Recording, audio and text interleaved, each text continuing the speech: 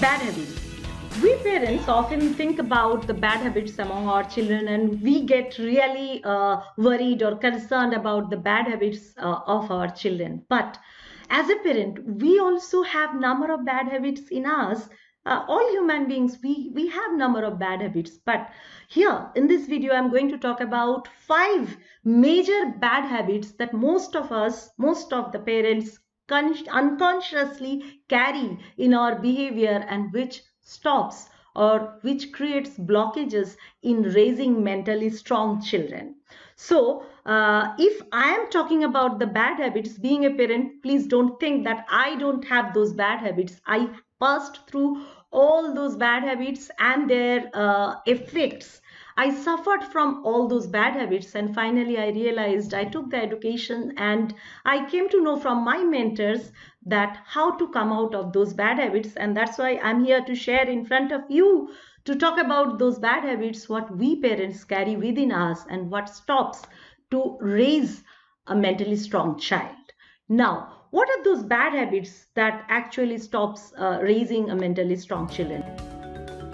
Being a parent, we all have the parental instinct of protecting our children from suffering, from the pains, external pains. When you see our children to have pain or sufferings, we get worried, we get concerned, and out of our love hormone, we come out and we try to protect them from having that feelings.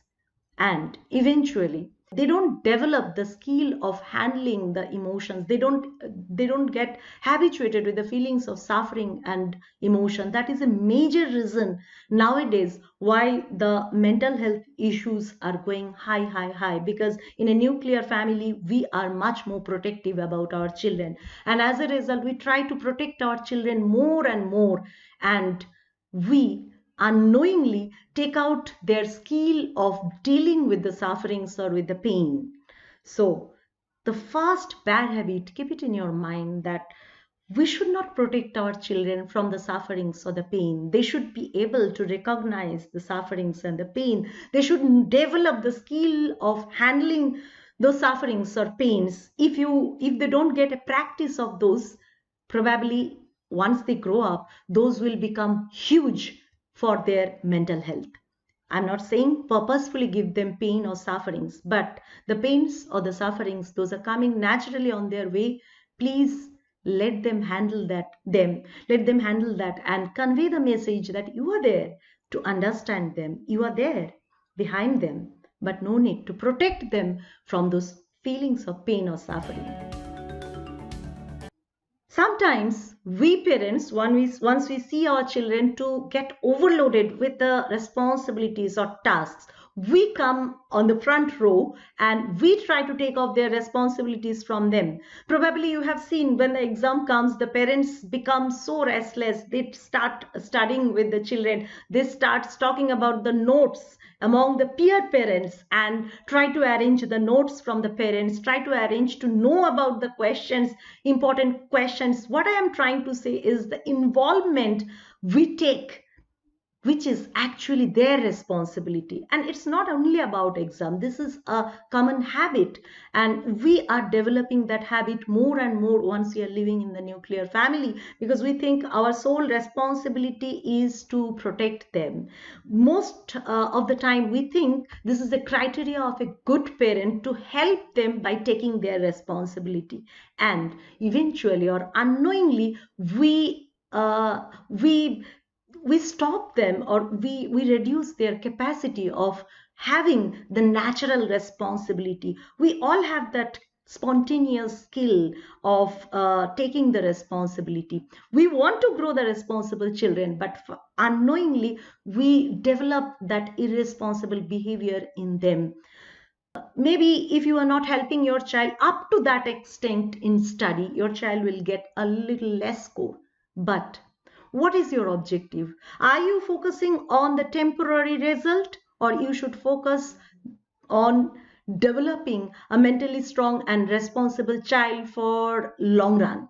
I'm sure you want your child to grow responsible in the run of life. So please come out of that habit Always convey the message that you are there, but don't take off their responsibilities to reduce their load. Nowadays, you may have seen that lot of addictions are coming on the way of the students from the school days even. And when our children come to us and to ask, they want to ask about the addictions, generally or most of the time what we try to tell them that those addictions are bad and you should not go for those addictions. This is not untrue. But what happens once your child will go to a friend, probably at a teenage or something? It may happen that your child's friend is going for a party and saying, wow, I got a kick and it was awesome. So what will happen? Your child will think that my parents are not telling me the whole truth. It is a partially true thing what they have shared or whatever. You will lose, as a parent, you will lose the acceptance, you will lose the buying from your child. And once your child will join a community or will eventually go for a party or somewhere to an environment where those addictions are available, your child will also explore that and will hide his or her part from you the way you have already hidden the good part of the addiction. What I am trying to say, tell both of the things, that addiction may give you a kick, will give you a temporary pleasure, you may feel little like high, but these are the bad effects. Like, what could be the bad effects of those addictions? Mention that. So tell both the things. Don't get scared that if you tell the high or if you tell about the kicks, if you talk about the pleasures of having those addictions, your child will go for that. Those are open secret. Your child will eventually come to know about all those things. So tell the whole truth to your child. We are really busy nowadays. Both of the parents are working, and a nuclear family most of the time is the child is spending alone. And as a result, when the child is asking for something or asking for something which is very expensive, we try to compensate our absence or our shortfalls by gifting the child. We try to compensate our physical presence by a physical gift. And my request to you is, please stop that. This is actually a very unconscious and most common bad habit among the working parents right now. What we generate, we make our children habituated with the bribing system. We make our children, or we grow them mentally weak, and we grow a wrong expectation among themselves, which eventually grow them with such expectations which will actually harm their relationships in future life.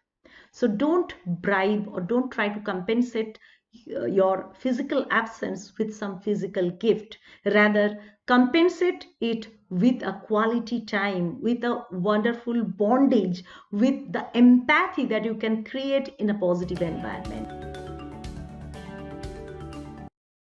And finally, the fifth bad habit, that is, I think, 80 to 90% parents, we have that feelings of guilt. Once we commit a mistake in parenting, we feel that we have done something really, really bad, and we go through a deep guilt. Once we go through the emotion of guilt, there are a lot of hormones that actually creates the resourceful state in our mind. Dopamine, serotonin, all those hormone secretion goes down, and we go through a complete unresourceful and less energetic state. And that is going to bring a lot of frustration, irritation. Eventually you will commit another mistake in parenting. So try to keep yourself away from guilt. We all are human beings.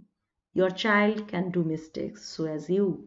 So please allow your child to do mistakes, and please allow yourself to do mistakes even in the parenting. Don't go for guilt. If you recognize you have committed a mistake, confess to your child. Sometimes you may not need to confess, just recognize you have done a mistake and rectify yourself.